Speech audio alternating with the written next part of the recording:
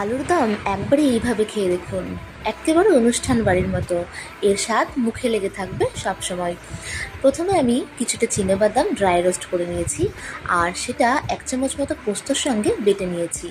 এরপর আমি এখানে সেদ্ধ করা আলু এরকমভাবে কেটে, মাঝখান দিয়ে কেটে ছোটো ছোটো আলুগুলোই নিয়েছিলাম, সেগুলো হালকা করে লবণ দিয়ে ভেজে নিয়েছি।